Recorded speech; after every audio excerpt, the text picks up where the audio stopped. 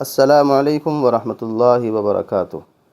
ناظرین کرام، آج کی اس ویڈیو میں ہم 3 اہم چیزوں کے بارے میں بات کریں گے کہ ان کے اوپر زکوٰۃ واجب ہے یا نہیں۔ پہلی چیز ہے پی ایف، پروویڈنٹ فنڈ، جو عام طور سے کمپنیوں کے اندر، بہت سی کمپنیوں میں اور اسی طرح گورنمنٹ جاب جو لوگ کرتے ہیں تو ان کی سیلری میں سے کچھ حصہ پہلے ہی کٹ کر لیا جاتا ہے اور وہ کمپنی کے پاس محفوظ رہتا ہے یا گورنمنٹ کے پاس محفوظ رہتا ہے، اور جب ان کو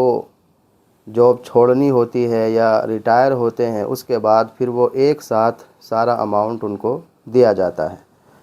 تو وہ جو اماؤنٹ ان کا سیو ہے کمپنی کے پاس یا گورنمنٹ کے پاس، جو بھی ان کو نہیں ملا ہے بعد میں ایک ساتھ ملے گا، اس پر زکوٰۃ واجب ہے یا نہیں۔ تو اس سلسلے میں یہ ذہن میں رہے کہ چونکہ ابھی اس پر قبضہ نہیں ہوا ہے، ابھی اس پر انسان کو مالکانہ حق حاصل نہیں ہوا ہے، اس لیے پی ایف کے اوپر زکوٰۃ واجب نہیں ہے۔ وہ پیسہ جب آ جائے گا، جب کمپنی دے دے گی یا ریٹائرمنٹ کے بعد جب گورنمنٹ وہ پیمنٹ ایشو کر دے گی، اس کے بعد پھر اس پر زکوٰۃ واجب ہوگی۔ دوسرا مسئلہ ہے گروی رکھا ہوا سونا اور چاندی، اس پر زکوٰۃ ہوتی ہے یا نہیں۔ تو دیکھیے، جب ہم سونا یا چاندی گروی رکھتے ہیں، چاہے بینک کے اندر رکھیں یا مسلم فنڈ کے اندر رکھیں، تو اس گروی رکھنے کے وقت اس کی جو مالیت ہوتی ہے، جو قیمت، جو ویلیو ہمارے سونے اور چاندی کی ہوتی ہے، اس کی پوری قیمت ہمیں نہیں ملتی۔ تقریباً آدھی قیمت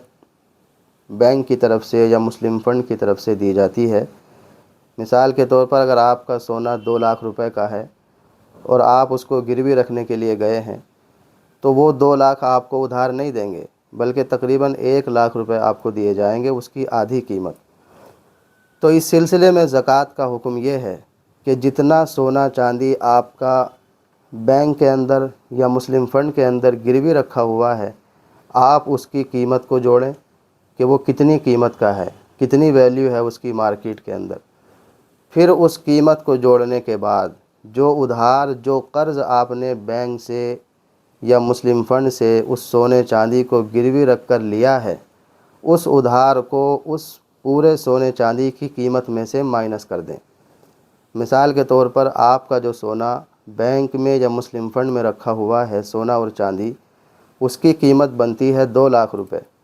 اور آپ کو مسلم فنڈ یا بینک کی طرف سے جو ادھار ملا تھا وہ ملا تھا 1 لاکھ روپے۔ تو آپ اس 2 لاکھ کی پوری قیمت کو جوڑیں گے اور اس میں سے 1 لاکھ کو مائنس کر دیں گے، بچا 1 لاکھ روپیہ، اس کے اوپر آپ کو زکوٰۃ نکالنی ہے۔